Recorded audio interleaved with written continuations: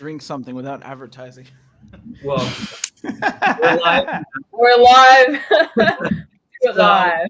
Hello, We're live. everybody. Hello. Please Wait, why excuse can't- Richard while he drinks something without advertising. Why are we not supposed to drink? I'm gonna drink. Go for it. It's a free podcast. You support democracy Pro-democracy here. even. Yeah. Yeah. So welcome to the show, everybody. Today we're very excited to have Kevin Gosztola and Richard Medhurst, two excellent journalists who have been two of my favorite journalists who have been covering the Assange trial or the U.S. appeal to the non-extradition of Julian Assange from the UK to the United States. I thought that it would be such an amazing idea to have both of them on together.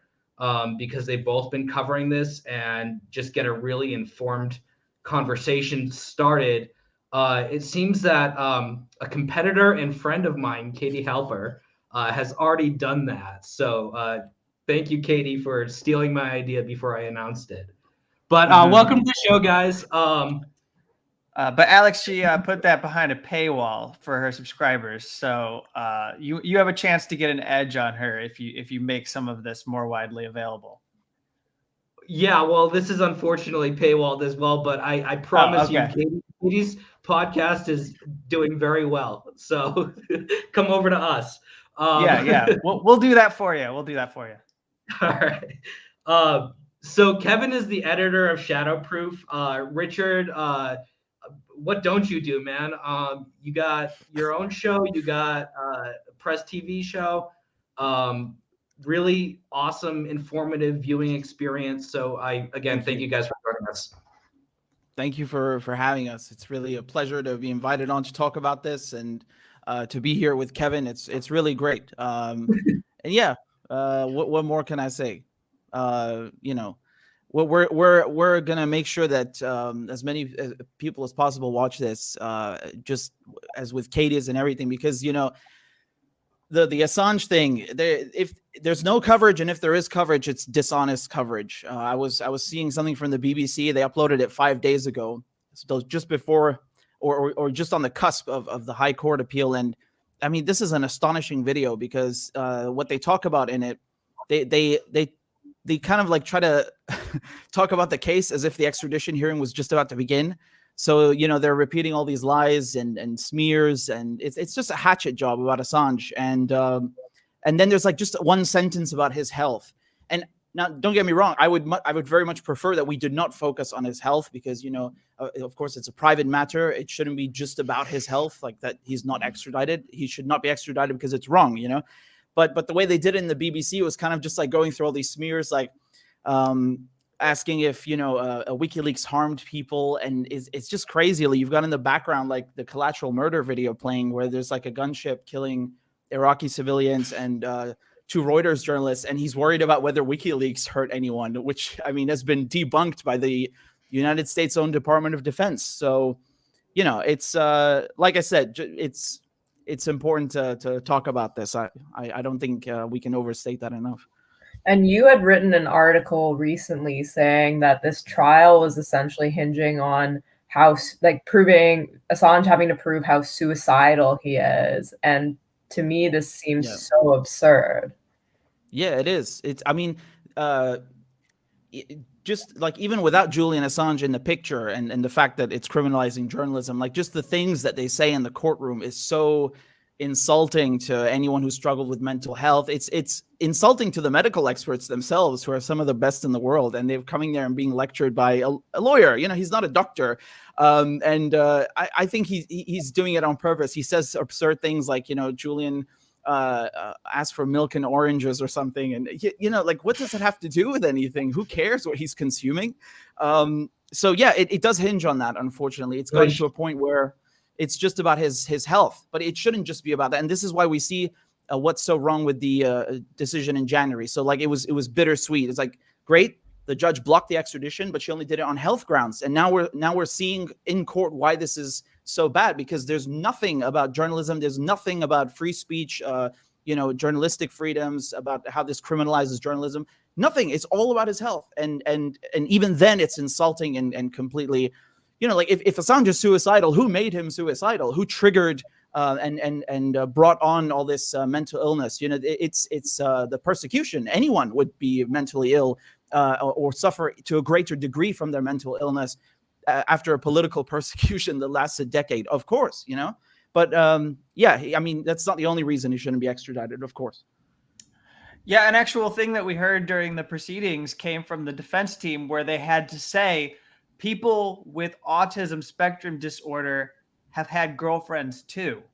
I mean, we see throughout these proceedings so many examples of the stigmatization of people with mental health issues. And so that's been a reality.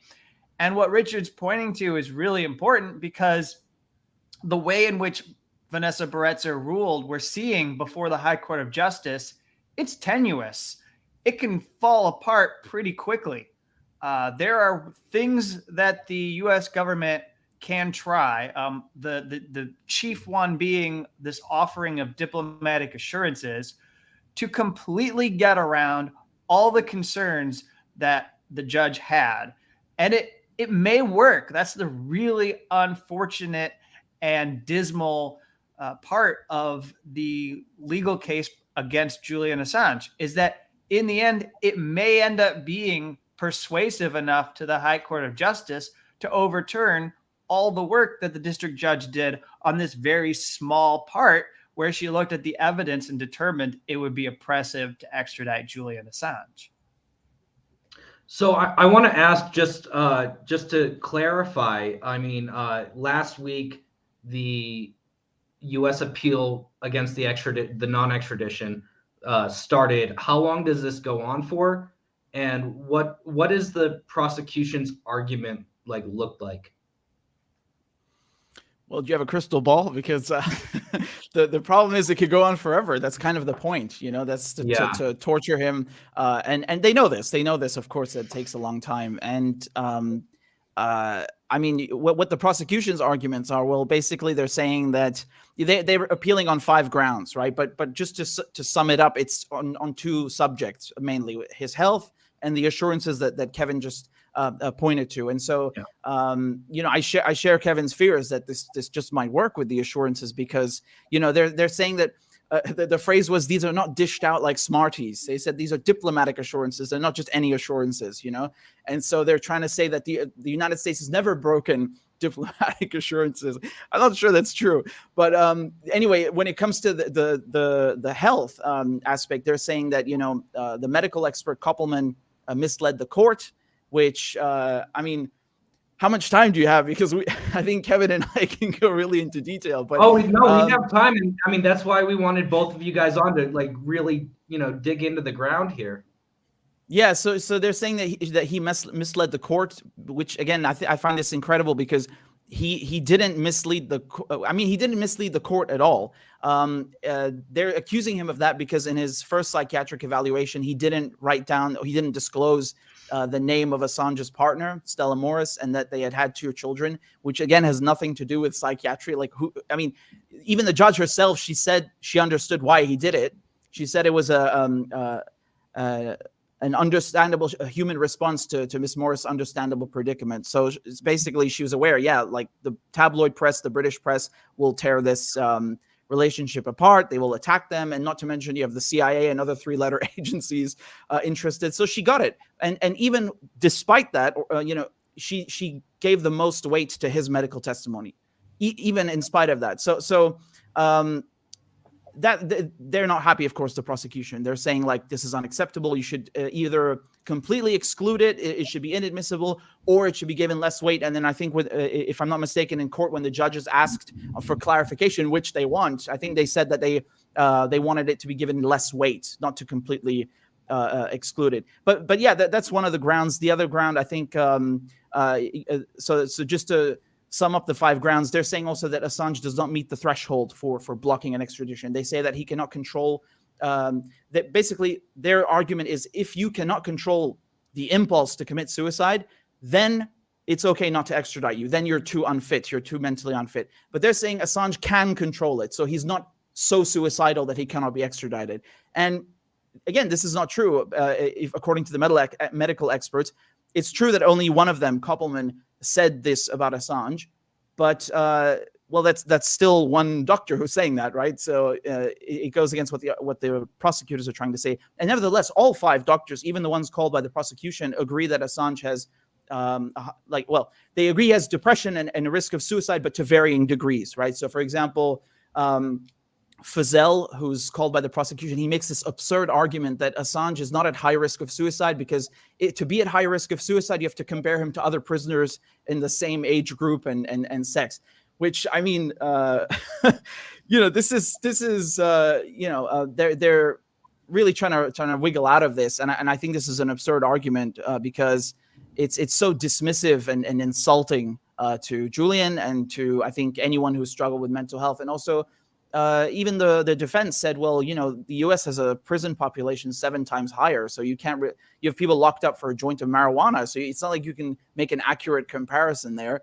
And I mean, when we look at the assurances that Kevin brought up, they're saying that he won't be placed in SAMS, special administrative measures, and he won't go to ADX Florence in Colorado, and he can maybe serve a sentence in Australia. But the defense, they showed all these examples where the United States lied. They told people that they won't put them in SAMS or ADX, and then once they got to the United States, they were sent there. And I think they're trying to do this again because the assurances have been given by the prosecutors, not the Department of Justice. And the lawyers for Assange pointed this out, right? So if Assange is extradited, he can get there, and then the DOJ says, we never agreed to this. That was the prosecutors, I mean, this is so dishonest. It's unbelievable how they're trying to get away with this. And I think the lawyers made a great point, Assange's lawyers, that even if you don't put Assange in some hellhole like ADX Florence or special administrative measures, they have other things they can put him in.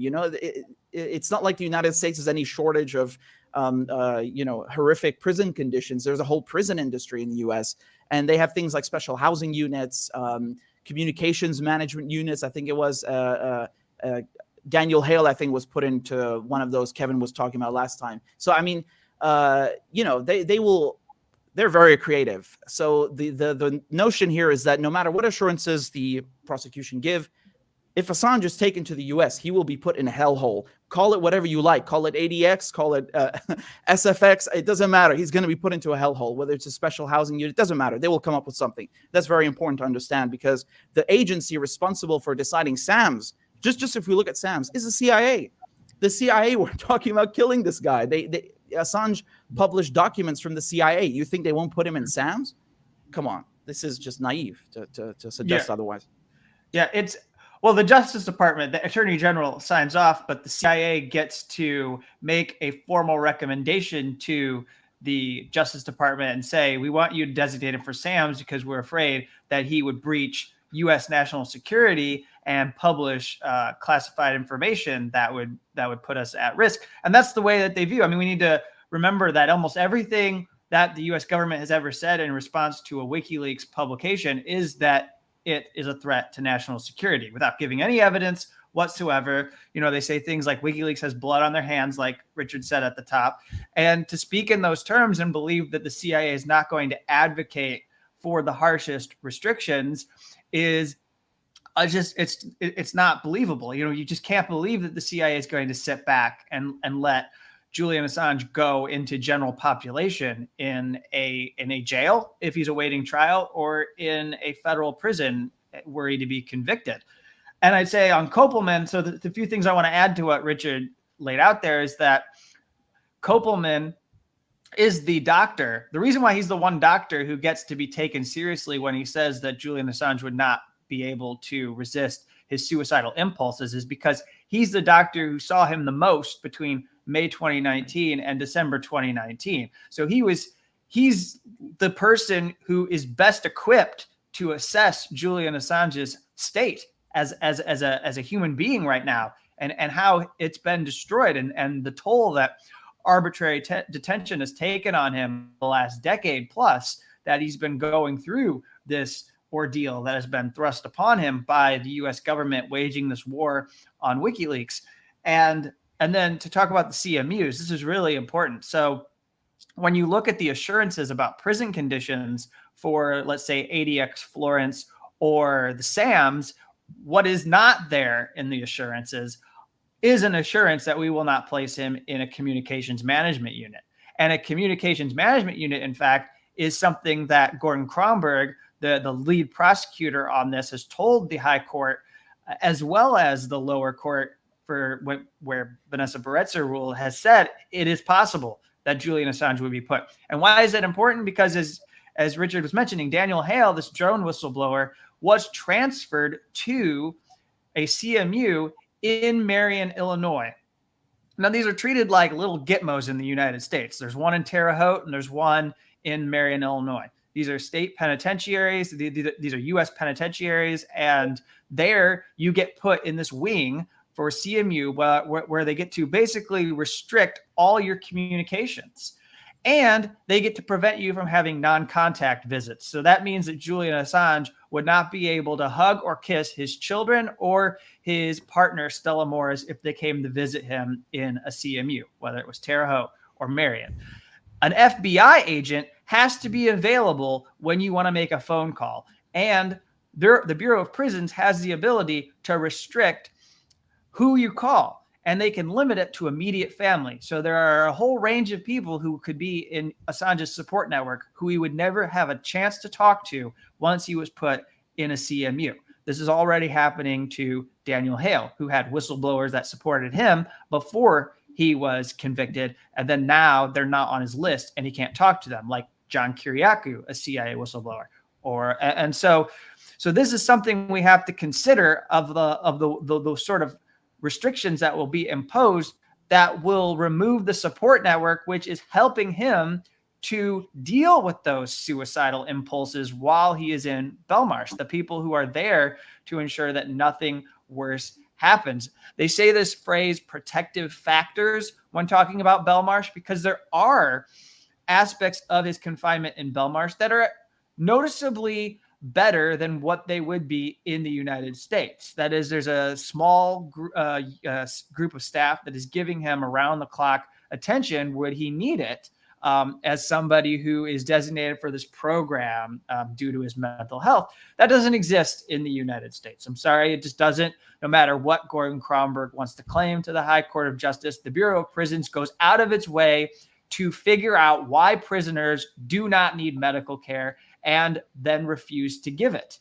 And there's even something I just noticed in Kromberg's submission to the court where he's talking about the conditions of prisons. He describes Bureau of Prisons healthcare as what you get on your health insurance plan. Now, anybody who knows anything about health insurance in the United States would laugh at that, and especially when comparing it to the way people receive treatment in European countries, they would laugh hysterically because health insurance is set up to not provide care. It is, they want to pay the least amount of money for the least amount of care. And if you ask for additional care, then you have to fund it out of pocket. Well, Assange isn't going to be able to get care out of pocket while he's in prison. And he's also not going to be able to arrange for it because they'd have to give him permission to leave the prison to go get that medical care. So he's basically out of luck. And so there's no way you can even believe that this assurance about medical care has anything reasonable behind it. It's and people will say for each of these assurances, I don't have to convince the people who are participating in this stream, but people will say that all of these have loopholes that you can drive a truck through. And that is why they should not be taken seriously. We haven't gotten to the Australia assurance, so we should just briefly mention, and then I'll let Richard or you guys can ask other questions if you want. But there's this thing about how Julian Assange could be transferred to Australia because he's an Australian citizen, the only time that they really seem to care that he's an Australian citizen and not a U.S. citizen, and that so he could apply for a prisoner transfer to Australia to serve his sentence if he's convicted. But I just want to quickly say the reason why this is ridiculous is laid out by the legal team as such, that basically in order to do this, the Australian government has to consent to it. And there's no indication that Australia would ever be open to this prisoner transfer. And then if they have some problem politically, like I imagine there might need to be some changes in the people who are running the country for this to happen. But if they think that the U.S. mounted a political case and they don't want to be involved in this, they could say, no, we don't want Assange to be moved to our country to be imprisoned. We don't think we could actually even uphold the terms of this because you have a political prisoner. So then they could say, we don't want him to be extradited to, or we don't want him to be transferred to our country. And then the US would just leave him in a prison because they couldn't get a guarantee from the Australian government that they would keep him imprisoned. So there's all sorts of problems with what the US government is claiming to this high court. Yeah. And I mean, you and I both know from our work on prisons here that, Assange would probably not last very long, whether it's vindictive guards hired by whoever, it's more than likely that something would happen to him inside the United States. I can't speak for Australia, but I suspect it's much the same, right? So you guys have no kind of insight onto when a ruling might come down on this? I mean, well, the understanding was that it could take weeks or months, just for the appeal court. I mean, do you want to put something on screen here and show people what we're looking at as far as the path forward? We did this. I did this with Richard. Yeah. Yeah. There's there's a plethora of possible outcomes. And Kevin pulled up this really nice. Here. So there's an image there that comes from an attorney, I think maybe working with the Assange team in some capacity, but Kelly Tranter is actually based in Australia. If you're able to open it up and do a share screen and show people who are watching, there's a graphic with a flow chart that shows the different ways that this could unfold in the next several years. And it's not good for Julian Assange. It shows the different routes that this case could go. And it's even like before it would get to the United States. And this is what we're talking about when Richard or myself say punishment by process, that this keeps him in confinement while this is all unfolding. He's denied bail. And an important point to make while you're trying to pull this up is... I have no idea how to do that. Did you send it to me somewhere? Or? I put it in the private chat. It's in the private chat in the StreamYard chat. Unless I have the ability to do it, I could try. Do you want me to try to do it? Yeah, if you could, because I'm looking at the private chat in the StreamYard and I don't see it. I apologize to our viewers for this. All right. I don't know. I mean, let's see. I think you might have given me the ability to do it. Let's see if it lets me do it. You just allowed me to do it. Okay, so let me do it. I'll do it this way. So here you go. Wow. So this is, and then I'm going to make it bigger. And okay. And then where I'm circling here, this is the appeal. You see, this is appeals to the high court. This is where we're at. We're also down here. U.S. appeals to the high court. So the routes that we can go, we could see it dismissed. If it's dismissed, we obviously know that the United States won't be happy. They're going to appeal to the Supreme Court.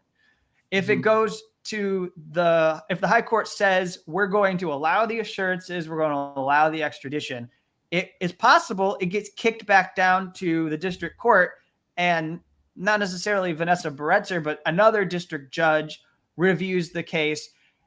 And then if they're going to allow the assurances, the other thing they might do is Julian Assange's team will want to challenge those assurances because they were not brought up during the extradition. They were not brought up during the extradition hearing in September 2020, the one that lasted a month. These people who came before the witnesses, the evidence, none of it had anything to do with the assurances, and the U.S. government didn't put forward any diplomatic assurances because they really believed that there was nothing about U.S. prison conditions that said there would be any problem with putting him in the U.S., that it would be humane. They believed that their arguments convinced the judge that it would all be humane. And so the team for Assange wants to be able to call people and challenge those assurances, which they should do. They're entitled to have that hearing, but it's going to prolong all of this. And it means it would probably go back down to here to the district court, and then the district court would rule. And based on that ruling, then there'd be an appeal to the high court. And again, we start this all over. We go back to the Supreme Court. You can see how like this will take a very long time. And we're not even getting to the part where he gets his extradition is signed off on and he's sent to the United States. Yeah, it's horrific, honestly. You know, I spoke to Gary McKinnon. Gary, you know, he perpetrated what is called the biggest computer hack of all time. He hacked the DOD, NASA, the Air Force, the Army, the Navy, everything. And they did the same thing that they're doing with Assange. They trumped up the charges. They said that he caused millions of dollars in damages. I mean, even calling it a hack is a bit, there were no passwords on the administrator accounts. So, you know, anyone could just waltz in. And he said that there were other people connected. And my point here is that this was just right around the time where they were finalizing the extradition treaty that you have between the US and the UK. So this is during the Blair and Bush era. And he was sort of the one of the first people to get slapped with that. Although, again, they were starting to go after him before it was even enacted. But his battle lasted 10 years, you know, and I think he exhausted all his options. If I recall correctly, it made its way to the Supreme Court wouldn't even hear it, actually. And then he got lucky, and Theresa May, the Home Secretary at the time, she withdrew the extradition. So, I mean, that's, you know, it's a saving grace. It's probably one of the only good things she's ever done. But, you know, if that was on mental health grounds. That was on mental health grounds. Exactly. Yeah. Right. So it was again about Asperger's and mental health grounds, as Kevin correctly puts it. And Lori Love, of course, you know, the same thing, a long extradition battle. And I mean, just given the pattern, you know, Gary McKinnon and Lori Love, they spent years and years and years going through this tedious, exhausting, horrific process, you know. And Assange, I think, just politically speaking, has a way, way bigger target on his back. So if they did that to Gary McKinnon and Lori Love, what are they going to do to Assange? You know, they're really like all in, and you can see that Trump goes out and Biden comes in, and he's picking up right where Trump left off. There's no remorse, there's no second thoughts. It's just keep going with it. And something interesting I saw in that Yahoo News investigation. There's this line where, you know, they're talking about how the CIA was discussing plans to potentially kidnap or poison Assange. And then there's this line that this predated Mike Pompeo's arrival at the CIA. I wonder what that means concretely. Like predates by how much? Like, you know, are we talking about it's going back to the Obama administration? Because there's this whole point that was made in the extradition hearing that, you know, they were saying that the defense were saying that the Obama administration did not prosecute Julian because they saw that this would clearly, you know, they'd have to prosecute the New York Times. This would criminalize journalism. And the prosecution made the argument that, yes, Obama did not prosecute Julian, but he didn't explicitly rule it out either, right? So there's this whole talk. And when I'm seeing that these, you know, it's just funny when you put that together with this line that says it predated Mike Pompeo. I was just curious by how long, because, you know, if they were discussing this during the Obama administration, well, what do I need to say? But yeah, it's just really process, a punishment by process. And you know, in Belmarsh prison, Kevin is right. It is somewhat better than what he would have in the U.S.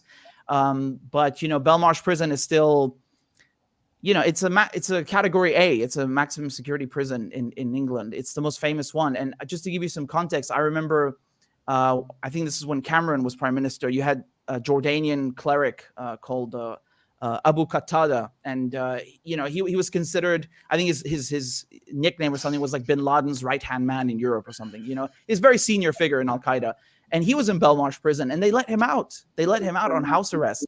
So, you know, they're letting people from Al Qaeda out of this prison on house arrest, but they won't let Julian Assange out. What does that tell you? What does that tell you? Did they send him to Syria as well? Yeah, I was gonna say, like, given their politics on Syria, I'm almost not that surprised. But I mean, this right? whole no, exactly, and it's like, I mean, we've kind of seen, like, I mean, this is a little off topic, but I do really think that, like, they will be softer on like literal jihadis in like the UK or in the US than they will be on like anyone that threatens the empire, seriously threatens the empire. And if you like even take a step back, the whole thing here looks really twisted. Like even the premise that we need to, that like, oh, if he's suicidal, then he doesn't go to this prison, but if he's not, then he can go to, like, even that whole premise just seems really absurd and not really aligned with what the legal system is preaching itself, or like as the legal system in the UK or in the West portrays itself to be. It's actually very it's very much a show trial. There's no like what is going to be achieved by even having him in prison. It's just to send a message. Exactly. Let me throw something else out there. Is it okay? I just want to add one last thing about Abu Qatada, because we're talking about extradition.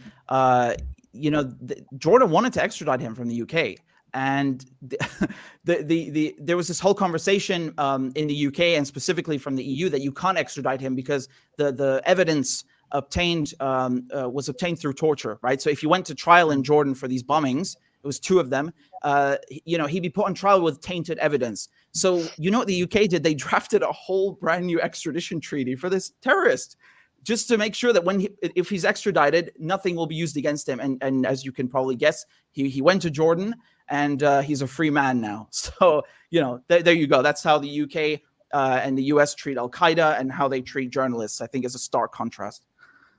Kevin, if you want to make your point, and then after that, I'm going to end the Twitter live stream and move exclusively over to Rockfin to finish off this conversation. There's a lot more to come, so I hope you guys join us there. So just one last thing on this tragedy and farce before we move over. So one thing that has been stated about the assurances from this Crown Prosecution Service, and they're being pushed to say this by Gordon Kromberg, is that these are binding diplomatic assurances. They're binding in that if they are violated, Julian Assange would be able to challenge them. Now, how do they think that Julian Assange can challenge them? They say he could go to, this is where I think it's a laugh riot. He could go to the UK government and say that he's upset that the US government has violated these assurances. And these are like the last people who are going to give any shits about what Julian Assange is saying the US government has done to him. I mean, the fact of the matter is the UK government, we find out through the Yahoo News report, is responsible for keeping the bail jumping charge on his record as a service so that they would have a pretext to take him into custody and arrest him and hold him for as long as was necessary so that then he could be extradited and brought to the United States. So the bail jumping charge, this idea that, when he was pursued by Sweden for the sexual allegations that, obviously that's a whole separate other matter that could fill 2 hours. And we've moved way beyond that at this point. But Niels Meltzer did some really good documentation of the due process violations inherent in that case. But, he's treated as a fugitive simply for seeking out political asylum from Ecuador and entering that embassy. And that's where they get this idea that he jumped bail.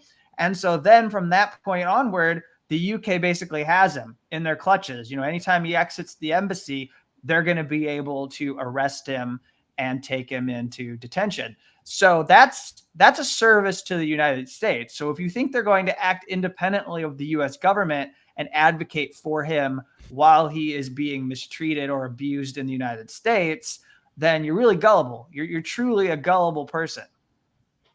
Yeah. Well, maybe you could write a letter to Prince Harry or something. But with that, I'm gonna end the Twitter live stream. I hope that you guys join us on Rockfin. It's rokfin.com/ProDemPod. There's a lot more to come, so please join us there. And we've been talking a lot about the punishment by process, and Richard mentioned Gary McKinnon, who, I think it's fair to say that Assange, as you said, has a bigger target on his back. Gary McKinnon took him 10 years to navigate this legal process. So in the very least, we could expect 10 years for Assange. I mean, worst case scenario, it could be worse. Best case scenario, obviously, it's much different. But what I think is important to note is that this has been an ongoing process for a long time. We're talking about 7 years in the Ecuadorian embassy, which is like, it's not all that different from a prison, right? I mean, it's of course a little bit more comfortable, nicer bed. You can have guests, they may be spied on and have things, information stolen from them, but you can have contact with your family. It's not being sent over to a country across the ocean from his wife. But it's a 7-year process already, and we're talking about how it's been more than a year in Belmarsh already, hasn't it? Yep, over 2 years now. So I mean, it's an ongoing torture that's happening against him, and it's just disgusting for me to see, jihadists who service the empire being like, just okay, you can go now, go off to back to the like a red carpet private jet they gave him, to Qatar. I'm not kidding. Like, it's insane. Escorted by MI5 to the airport, private jet. It's incredible. It's I mean, it's not shocking when as you all know, given the history and the context of the UK and the US, but nevertheless, it is disgusting. And I do think it's important to underscore, what Kevin said with Niels Meltzer, for example, because Niels, they attacked his report, by the way, because he's a UN Special Rapporteur on torture, and of course they were bringing up his report now in the court again and saying, Richard, it's raconteur. I didn't want to say it. I heard that too. Niels Schmelzer, he called him, and called him the raconteur. I didn't want to make fun of everything. I was like, stay focused. But yeah, he called him that, and basically, Niels visited Assange in Belmarsh with, I think, 2 physicians, and I think at least one of them was a psychiatrist. And the thing is, in his report, he wrote that Assange is a victim of a political witch hunt. He's being bullied, harassed by all these governments. And then also he included the evaluation by the physicians, who said that, he shows all the symptoms of prolonged psychological torture. And so Koppelman, the key medical expert for the defense, he quotes just the medical parts, which are relevant to his testimony because it's medical evidence. And then, they're absolutely mad at him because they say, yeah, you quoted some politicized report, which says the defendant is the victim of a political witch hunt. And, this is absurd because he's not quoting any of that. He just quoted the parts relevant to the medical examination in the prison. But of course, they try as much as they can to discredit any kind of truthful evaluation, be it psychiatric or physical. And the thing is, in the Ecuadorian embassy, I mean, we had a medical testimony as well about how that impacted Assange's health there, because, for example, he couldn't visit a dentist. These are things that can put you at risk of infection. You have other physical issues, so not just mental issues, because that's been the main focus, but just physically wears you down. And of course, like you said, Alex, you have some amenities. You can be visited by your family and spied on. I spent 19 days in the embassy, so yeah. So that's. It's not the best thing, but I mean, it's not the worst thing, because you can visit, your family can visit you, and other people, like the support network that Kevin talked about. But yeah, it really messes with your physical and mental health. So I do think it's important to underscore that. And this idea that he jumped bail, which Kevin eloquently pointed to, it's absurd. Of course, under the UK law, they're going to say he jumped bail. Every political persecution uses the current laws to attack the person in question, and so they say that he jumped bail, but it's his right under international law to request political asylums. He did nothing wrong or illegal. It's the UK government who are acting at the behest of the US and violating their own laws. I think that's really important to put into context, because you look at EU law, you look at US law, UK law, there's nothing that this whole case doesn't violate. It's extraordinary. I think last time Kevin and I were talking about how they gave over all his his belongings. They handed them over. That's tainted evidence, if we're being frank. If he goes to the US, there's he's sure to be convicted because they're going to try him in this espionage court. You know, you have all the people sitting on the jury who are like basically working at the CIA or have family or friends working in the CIA. And at the same time, they have things that they've stolen from him that no one knows about because it's classified. So, you know, he has no idea what he's going to face in the US. So if this were happening in another country, I don't think anyone would hesitate to call it a political witch hunt and to condemn it. But because it's the United States doing it, there's a whole other metric applied here. There's you know, everyone turns a blind eye and they act like it's, oh, well, you know, he broke the law. And what are you talking about? It's incredible. And it's it's really frustrating listening to people, I think, who are not even covering this. So, you know, you see some people on Twitter or whatever who are just making up absurd lies. I think Kevin knows what I'm talking about. They just, you know, they just make up absurd things about Assange and about the defense. And it's unfortunately very badly reported on. You know, there's no coverage, and if there is coverage from mainstream outlets, it's usually just distorted nonsense. So yeah, it's important to set the record straight. And unfortunately, it takes a long time, but it's really important doing. And there's no way you can look at this case and not find, like, you know, gaping huge holes in it. It's extraordinary. Well, what stuck out to me is you were saying, like, they, correct me if I'm wrong, but they admitted evidence that basically amounted to somebody saying, oh, he accepted orange juice and milk, and so therefore, like, that's evidence against him being suicidal. But then they don't want to admit evidence that, like, from the defense's medical expert witness. Yeah, so basically the lead prosecutor, Lewis, he would point to things like, oh, well, Assange was consuming milk and oranges, or he requested milk and oranges. You know, the audio is terrible, so sometimes we miss a few words. But the point here was that he's acting well enough. And I mean, this is extraordinary because according to Lewis, then, you know, anyone who's mentally ill has never consumed milk and oranges. Like, it's absurd. And there are other things like, oh, well, he was reading the British Medical Journal, so maybe he read something in the journal and he's faking his illness because he read. You know, these are the kinds of absurdities that we're hearing. And he went to the law library. That was another one that he'll go to the legal library and he'll read materials. He's engaged in his own extradition hearings, so that means he can't be insane. It's nuts. Yeah. It just sounds very incompetent on the part. Like, it sounds like a competent court would not even accept these arguments at all. Like, they wouldn't hear it, you know? Yeah. Yeah. I mean, one would hope so, but we're not dealing with a competent court. I know, but it's crazy because, I mean, like, it doesn't have any probative value to the case at all. Like, none of these points have any value in assessing like what the outcome should be, and so it just seems like very absurd. It's like I said today on Twitter, like, I've seen some pretty outrageous cases, but like I haven't seen anything like this. Yeah, it's the court system of a client state. That's the problem. And they're so forgiving. No matter how many times in the last decade plus that you could point to the United States not telling them the truth, including in war on terrorism cases. I was just looking over, I've been reading through some of the materials from the appeal hearing that were submitted. And then that led me to this really, really long thing written by Amnesty International that took me back to these cases from the 2000s in the war on terrorism, where they were challenging things like torture and rendition, and they were upset, and they were trying to stop the extradition of people in the UK who were going to be possibly designated as enemy combatants and taken to Guantanamo and not put in the federal court system under, like, let's say Bush.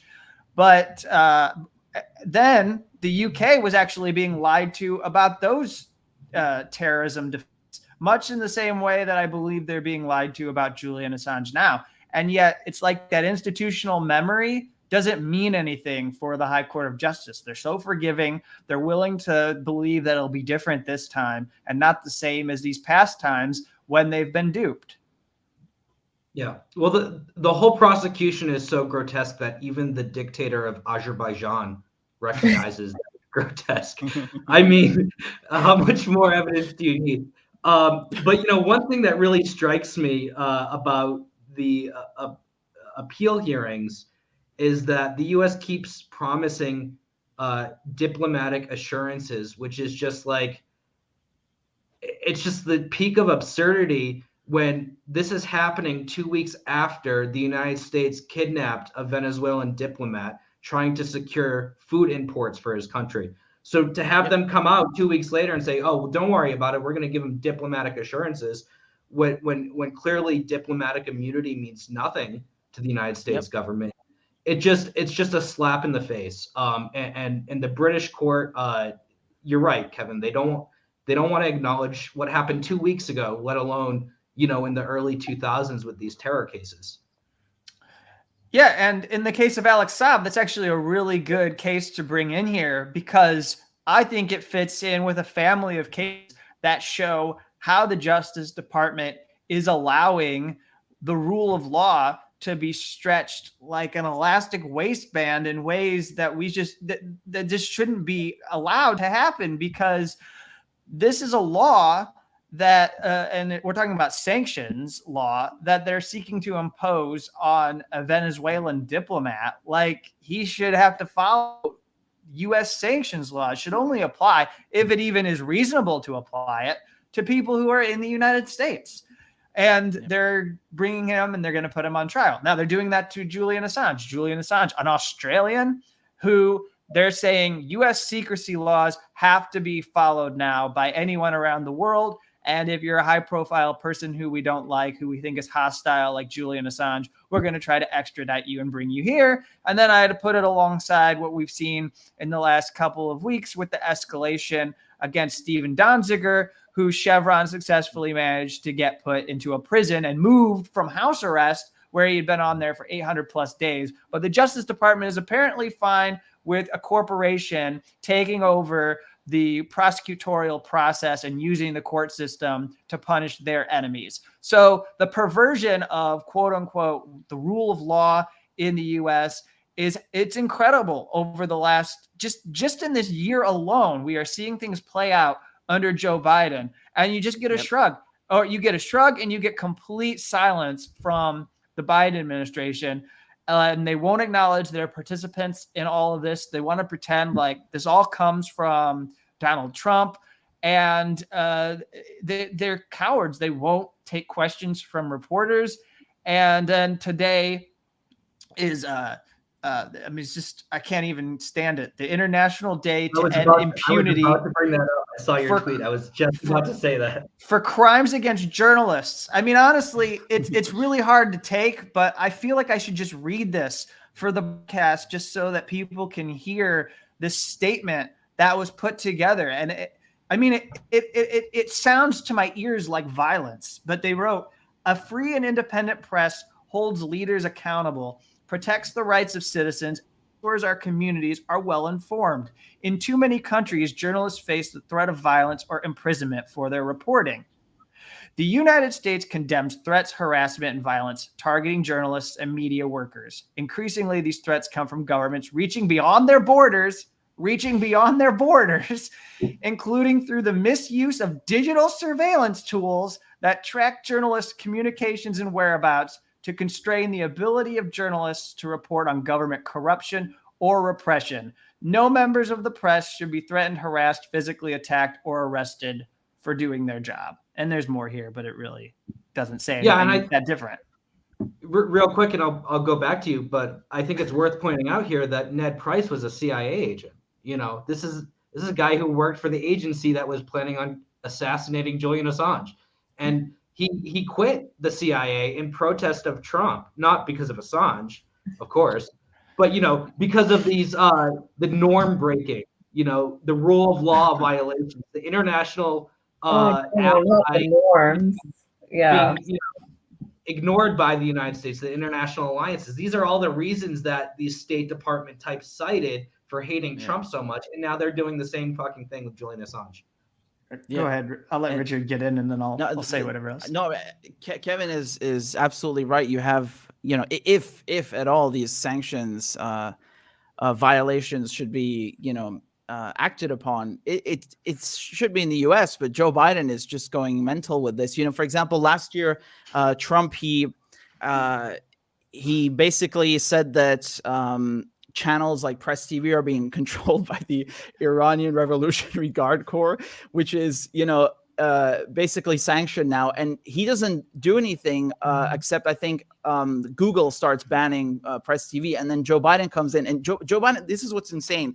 They didn't just ban Press TV, not just Press TV, like 30 other channels, Arabic ones, Persian ones. They didn't just ban them in the United States, which would be bad enough. They literally took the domains out. Like, I've never seen this before, So you go to presstv.com, it's just disappeared. It's just gone. Yeah, it you says get that it's been notice from seized. the FBI too.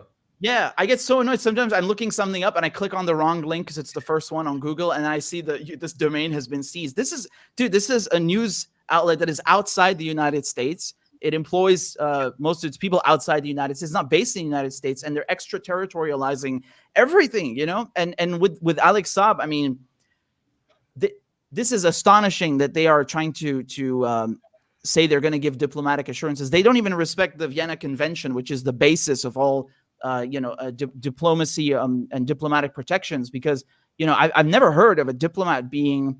Look, diplomatic immunity is something that they came up with to protect diplomats, from being accused of being spies and so on. The thing is, if you murder someone, you have a machine gun or something, then sure, the police have, they have good reason to arrest you, even if you're a diplomat.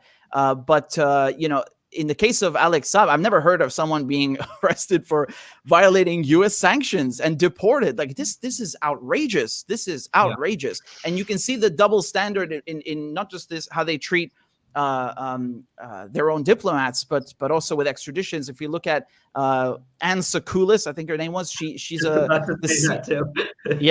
she literally killed Harry Dunn, a 17-year-old, by driving on the wrong side of the road like an utter fool. And she fled the United Kingdom to the United States, and then Trump refuses to extradite her. There's like under no circumstances to their own ally, the UK. But meanwhile, the UK is like bending over backwards to extradite Julian Assange. It's unbelievable. I mean, it makes me sick. It's really disgusting. She was an actual CIA agent who they claimed had diplomatic immunity, even though CIA agents aren't technically supposed to have that because they're not. Well, what they do is they work under the cover of the State Department, right? So they work in the embassy, on a State Department official, but she's actually a CIA agent. These are supposed to be like the smartest, the best and brightest that America has to offer for their country at the CIA. And she's fucking driving on the wrong side of the road with her kid in the car when she kills a 17-year-old boy. That's really so tragic. And Trump tried to buy the parents off. I'm sorry? Oh, yeah. Yeah. Well, they had Trump had them over at the White House and didn't tell the family that Anne Sakulis was there. Of course, so he like threw her on them, and they've been totally unsuccessful in getting any kind of justice for their son. Meanwhile, Julian Assange, take him. Alex Saab, take him. It's a tragedy, but this isn't new, right? I mean, I think with Trump. When I was in the Venezuelan embassy defending it from a U.S. seizure, we were citing the Vienna Convention. We were saying, look, if the U.S. is allowed to take this embassy, say goodbye to the Vienna Convention. And I think that's what we're saying. I don't want to say that this is the Assange extradition is a result of that seizure, because I think it has a lot of different roots. But it definitely normalized the international community to the idea that the United States was just going to break the international law. They were saying that they were ready to storm the Ecuadorian embassy. They were threatening that, the British government. I mean, just the balls, honestly, like the level of disrespect is fucking astonishing. If someone does that to the Americans, they make movies about it for decades, right? Like Argo, but they're ready to do it in the middle of London, we'll fucking shoot him out, man. Let's go. They have no shame. They have no shame about this, and it's incredible. I even asked Fidel, because Fidel Narvaez, he was the consul in the embassy, because I wanted to know what happened with this plan to give Assange. They gave him citizenship, but then to make him a diplomat and then try to get him out under diplomatic immunity. The UK just flat out refused to register him as a diplomat, which, okay, fair enough. That's their right. But the fact that they were considering storming the embassy, I mean, they just have zero respect. It is real double standard in how they treat, their own and how they treat others. And I just find it absolutely loathsome how the UK bends over backwards for the United States, not just with this, with everything, but when the roles are reversed, you can see how the United States just craps all over its own so-called allies, which are more like client states. It's really indicative of what's going on.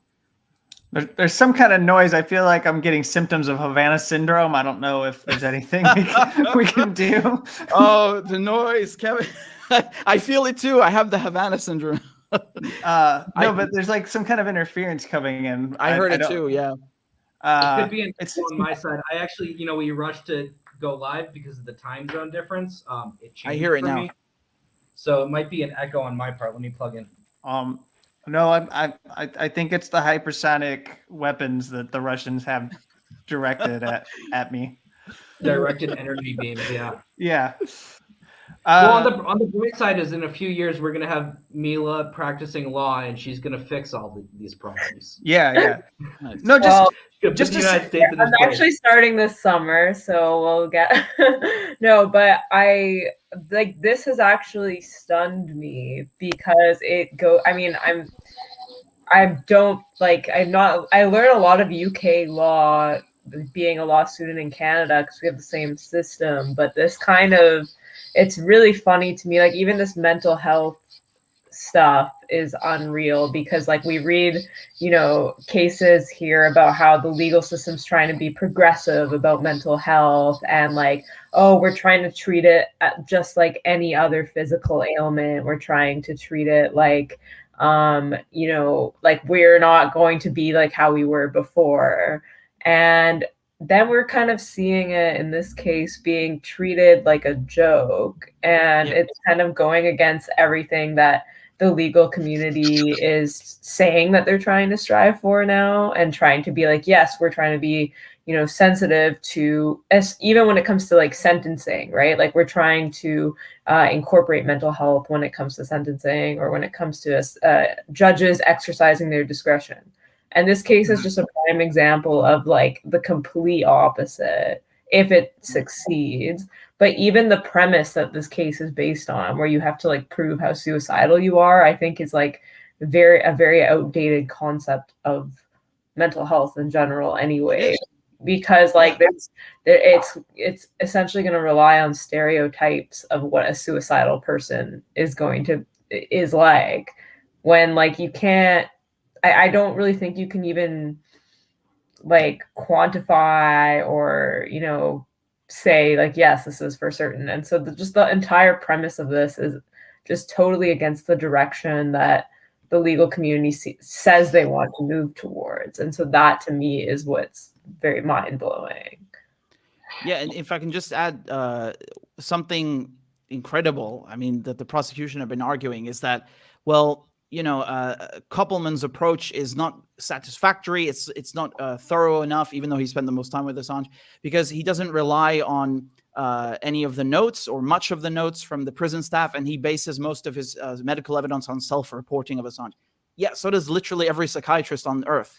Of course, it has to be based to some extent on self-reporting. It's not the only way, but it's definitely a core pillar of psychiatry. And there was a very important, argument made, given by one of the medical experts during the extradition hearing, which was, of course, you cannot rely 100% on the notes from the prison staff because someone who's suicidal or, having mental health problems in a prison would be maybe afraid to reveal those to the staff for fear of being placed in isolation or under suicide watch or whatever other restrictive or oppressive measures they might impose as a consequence. And so, of course, Assange, it's only logical that he confided more in Koppelman because he doesn't fear any sort of, consequences or any kind of negative impact from doing so to Koppelman.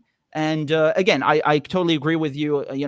I don't think that the legal community, I don't think a court of law should be trivializing mental health, stigmatizing it further, furthering these stereotypes. I think it's really insulting, and it's just not a sound practice of how the law should be applied. If it was being applied correctly, we wouldn't be in this situation in the first place because, Assange's health could be perfect. He could be euphoric 24/7, and he still shouldn't be extradited because he's not. He doesn't owe the U.S. anything. He's not committed a crime, and this is absolutely.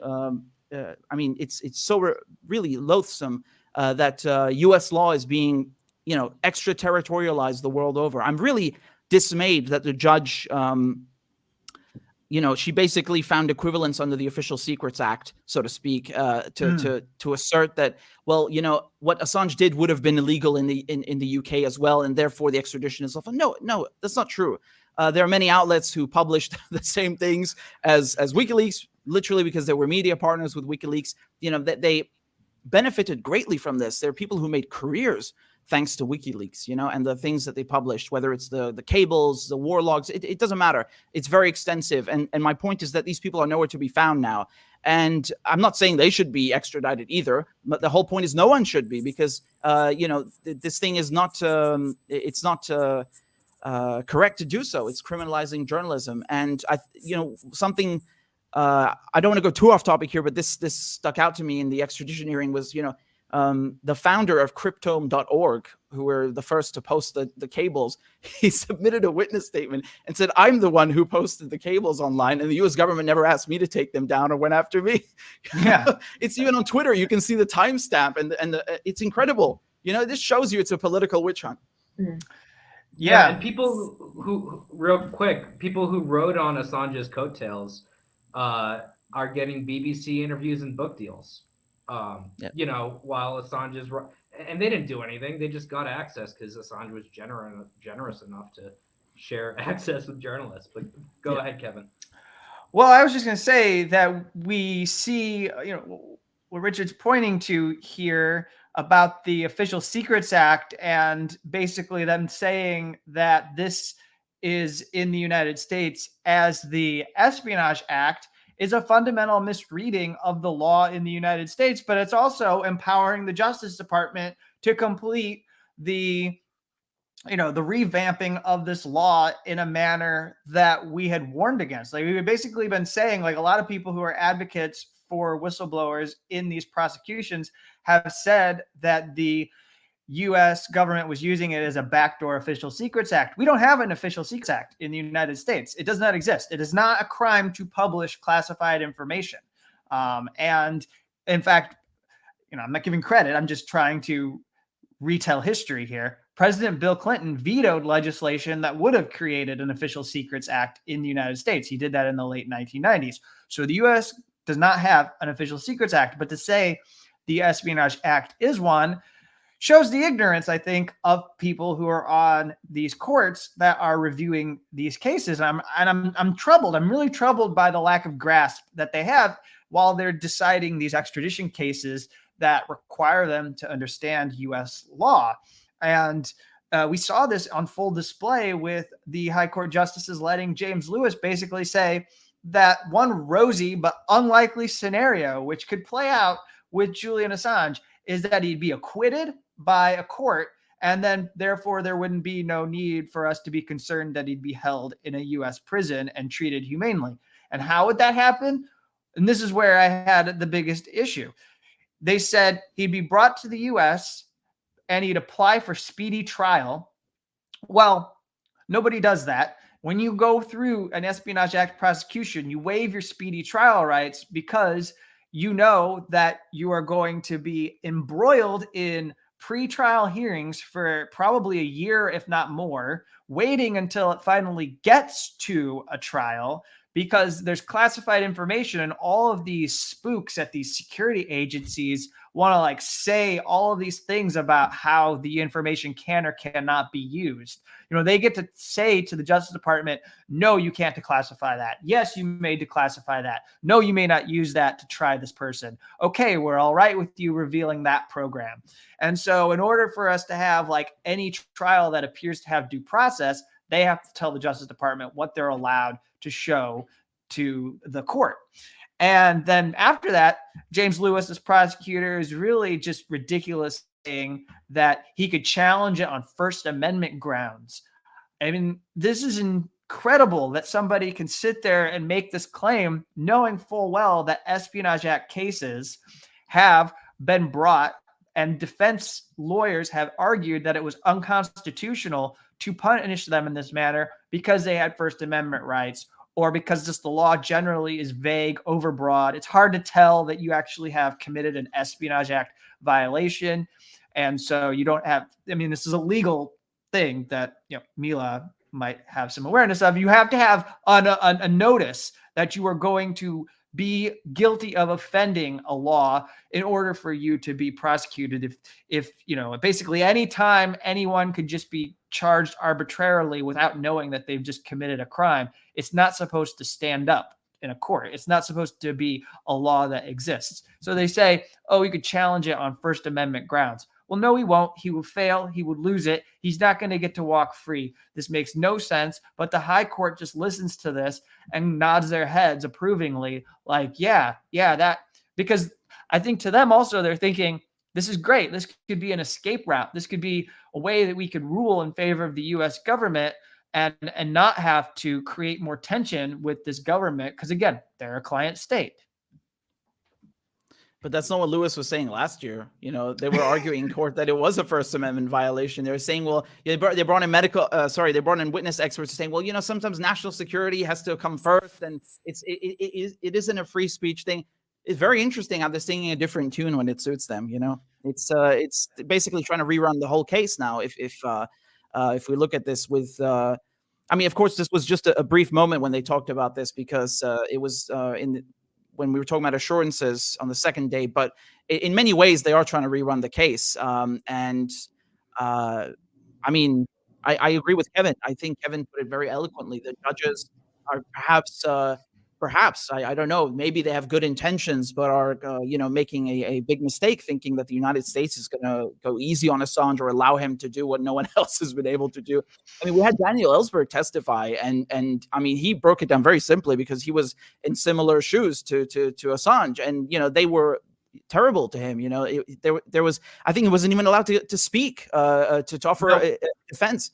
Right. So he was the first one that happened to, and no one since has been able to do that. So it's like basically a secret trial that will guarantee Assange is put behind bars. And I'm astonished, because there are literally dozens of people who testified on Assange's behalf. Noam Chomsky, Daniel Ellsberg, the best neuropsychiatrists in the world, like you name it, historians, legal experts. They're all very clear on what this case is. And the prosecution had like 5 to 10 expert witnesses, and most of them refused to be cross-examined. And it's just incredible to me. It's really heartbreaking that the judge agreed with all the political charges, because this is going to create a terrible precedent in the UK. And if I can just add, in the last months this summer, in the UK, Priti Patel, who's the Home Secretary, she's been, she responded to a consultation that was made, whether the Official Secrets Act can be made worse, right? So, they tried using it against Catherine Gunn before, and now they're basically trying to make it even worse, where, journalists could go to jail for up to 14 years. They are basically saying that, there's no journalistic freedom. You publish something classified, you and your source, you're going to jail, and this is something that you're an enemy of the state. It's really, I know it sounds like hyperbole, but this is really what they're trying to do. And it shouldn't come to surprises, and it shouldn't come as a surprise to anyone. If you look at what they're letting take place in central London to Assange, it's in line with their goals and policies. It's very much in line with that they would try and do this, implement this into UK law as well. And judges are given, I don't think they don't know what they're doing. They're given a lot of power and discretion. They're less in charge than they are in a civil law system, but they're still given a lot of discretion. And I don't really believe that they're just kind of going on with it. If this was any other case, or if this wasn't if the defense was not someone who was a threat to the US empire, and the judges were accepting this kind of conduct from the prosecution, they would be called activist judges. And that's a derogatory term, not oh, you're such a good activist. It's not you don't want activist judges. And so to me, it seems very, and I'm not you know, I don't know the full details here, so I'm not gonna like slander the judges, but I do.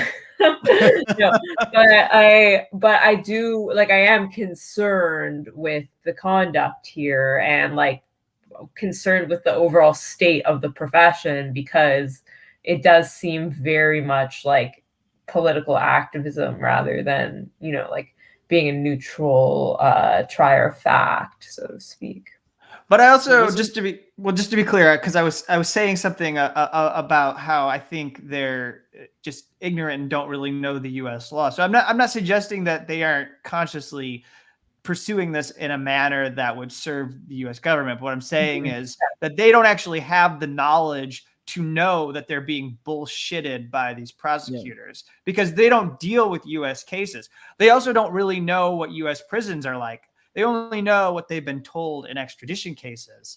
And there are things that they've accepted from the U.S. as evidence that sadly are controlling in these extradition cases. For example, we heard a high court justice say, I don't know which one, it was either the chief justice or the other one, but they said that SAMS being put in special administrative measures, despite its documented inhumanity, is not something that makes it oppressive to extradite a person.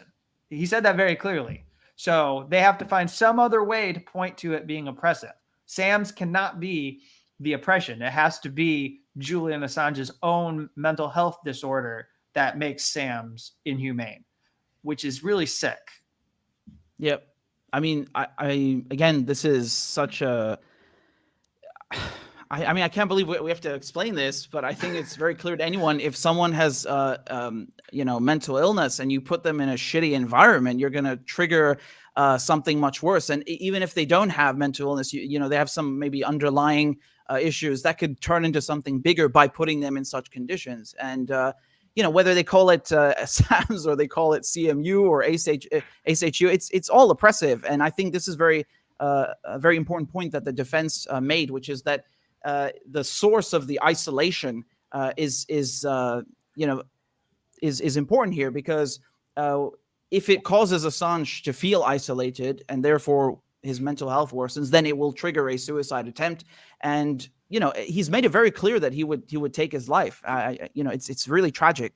And I mean, he knows what's waiting for him there. You know, the judge in January, she even said this in her ruling, that Assange is, you know, he told this to Koppelman, I think, and that was if he's put in ADSEG, in administrative segregation, which I think, you know, Kevin will recall, they tried to pretend that it's Lewis tried to pretend it's not solitary confinement. Again, it's like they just lie so, you know, callously to the judges about what the conditions are in the US. And they are effectively bullshitting them, unfortunately. But yeah, whatever they call it, it's gonna make it would make anyone feel worse. Not just Assange, anyone would feel terrified and suicidal in such a condition, and it's a real predicament. I think one of the judges, so we had Chief Justice Burnett, and the other one was Holroyd. I think Burnett, he was involved in the Lori Love case, right? So, I mean, maybe there would be some compassion shown. Who knows? Who knows? Yeah.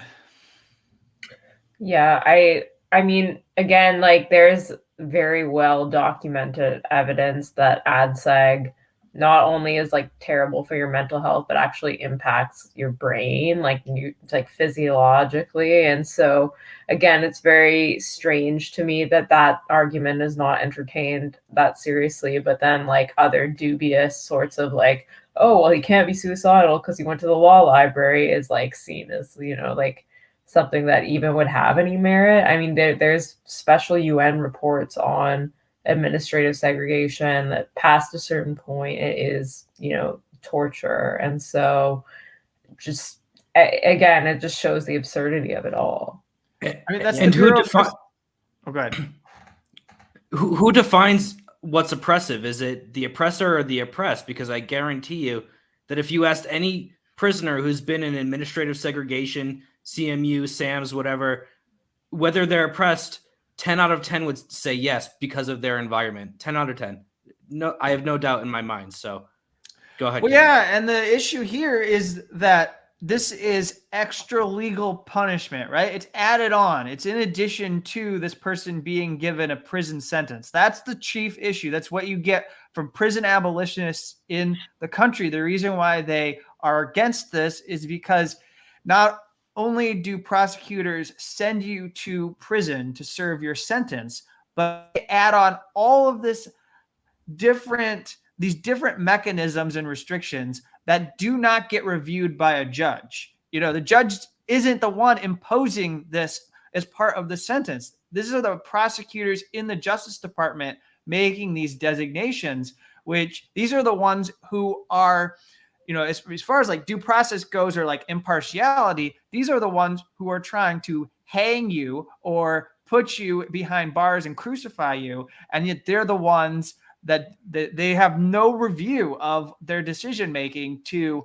give you these additional restrictions. I think that's the core issue here, is that a judge isn't going to decide in the United States what kind of prison conditions Julian Assange is subject to. It's going to be the people in the US government who hate him viscerally. I mean, that's not to say that like a judge wouldn't have this, but that's another issue, is that the judge, the problem is that Julian Assange is so high profile that he gets probably a worse shot at justice than even an Al-Qaeda terrorist, to go back to an earlier example, because everyone has heard different things about him in the media that are character assassinations, things from being a Russian plant to even the more cartoonish caricature put forward by Bill Keller of like a bag lady who has smelly socks and doesn't take care of himself and is just not able to interact among people without being a socially awkward person. And, that can color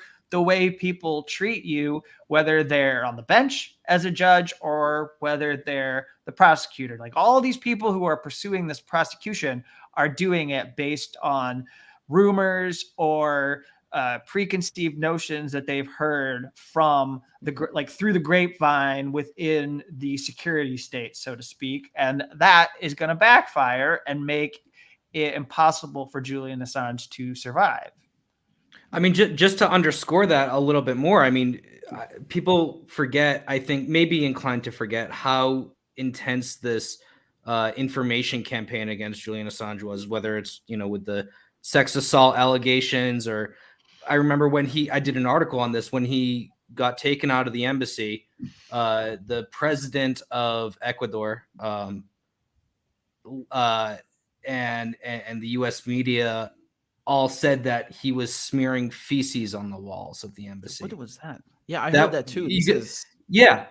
I mean, this is what they do when they catch, certain high profile targets. Like they said, Osama bin Laden had like pornography and Grand Theft Auto and stuff. Wasn't that planted by Ecuador? Like, wasn't that what Moreno was putting out there? Yeah, Moreno, and then all the media ran with it. Vice News ran with it. Like, of course they did. But here's the thing. I mean, and this is how it's bullshit. Is that he was under 24-hour surveillance. Like every inch of that embassy. Where's the video? Where's the evidence? Yeah. No, seriously, I heard of this. We have it skateboarding. The skateboarding was true. Yeah. But I guess who wouldn't want to skateboard in the embassy if they had a chance? Wouldn't that be kind of fun to go through? I guess he is a radical. But on a lighter note, I want to end with just kind of an open-ended question, just to try to lighten things up, because this is really devastating case, I think, for a lot of people. Me, when he's going to prison or going to having his court appearances, I can't sleep at night. It really affects me. And I think a lot of people are in a similar boat. So I want to lighten it up. And Trump said in response to the Yahoo News expose that he felt that Julian Assange had been treated badly. Now, I know that there was a campaign to have Trump pardon Julian Assange and that things got directly to him. And I even heard, I don't know if this is true, but I did hear that Mitch McConnell threatened to go forward with the impeachment if he did pardon Assange. And I find that plausible. But what do you guys, what's your take on Trump saying that he thinks he was treated badly? Just to lighten things up before we end the show. I don't know what to say. Trump has an interesting history. First he says I think the first statement he made about WikiLeaks said Julian Assange should be hanged or something, and then he said, "I love WikiLeaks," and then he goes back to, "I've never heard of WikiLeaks," And what I mean, you want to talk about unfair treatment? I mean, Trump. I get it that there's a lot of pressure from, as you said, Mitch McConnell. I'm pretty sure Mike Pompeo was whispering in his ear 24/7 about that. Yeah, but I mean, you're still responsible for that. Trump isn't absolved just because he says that. It's very easy for him to say that now that he's out of office, and pretends to take pity. At one point, like I said, he didn't even pretend to know what WikiLeaks was. This is incredible. And I just on the note of Trump and Assange, I just want to say one thing, something that infuriates me. I don't know if it's a lighter note, but in any case, people always think that Julian is being prosecuted for 2016. I mean, this is the dumbest thing that I've ever heard. First of all, there's nothing to do with 2016. This is all about the Iraq war logs, the Afghan war diary, the diplomatic cables. And, this is stuff that goes back to the Bush, the Obama years. And of course, I mean, they've all continued the war on terror. There's nothing to do with that. It's absolutely nothing to do with that. And I think it's a shame that he didn't pardon Assange. Even Chelsea Manning, right? Like she didn't get a pardon. She just got her sentence commuted. And then, if I'm not mistaken, Kronberg did what the defense were talking about the other day, which was, he basically subpoenaed her back into custody. That's the phrase they used, that he might do the same with Assange. Mm-hmm. So, it's all one big gang, and they are, I don't even know what to say. I don't even know what to say. Trump is usually honest by mistake, but when it comes to we're stealing their oil. We're trying to take Syria's oil. Why we're there. but unfortunately, coincidentally, he was never accidentally honest with Julian, and would have been nice to be pardoned him, but I don't know. I'm not surprised that Biden continues this persecution that Trump began.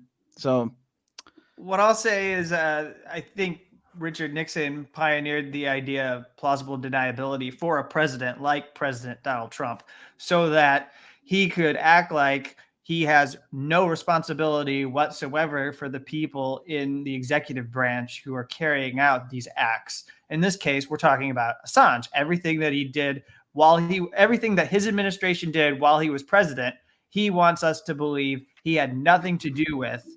And so that's the thing here, is that, though, we need to recognize that anything that Trump has ever done has always been about himself. It's always been about like how this is going to make him look good. And if it's not going to make him look good, or if it's going to put pressure on him, he didn't stand for it. And that was that's what I take away from the Trump administration, is that no matter how many times he went against Hillary for pushing and being the imperialist that she is, and being in favor of Middle East wars, when it came time to really wind those things down and stop that action, he was not able to push against the Pentagon and stop it. He was not willing to spend the time to challenge it because he just didn't have the energy or interest. And you can apply that to the Assange case, because I did see that reporting too. It's highly probable that he took the threats seriously, that he would be impeached in the Senate if he upset enough senators by granting not only the pardon to Assange, but also a pardon to Edward Snowden. And that's why Edward Snowden is still living in Russia and hasn't been able to come back home and live among people who celebrate him as a good American. And that's why Julian Assange has not been able to leave Belmarsh and get on with his life wherever he would like to do that with Stella and his children. And the other thing I'll say, just as sort of along the lines of what Richard was saying about things that irritate him, this one is left over from the Trump era. It's these Trump supporters who get angry at me when I'm reporting on things that Trump administration officials did to Julian Assange. So when I was sharing details about Mike Pompeo's obsession with Julian Assange, who, by the way, we should not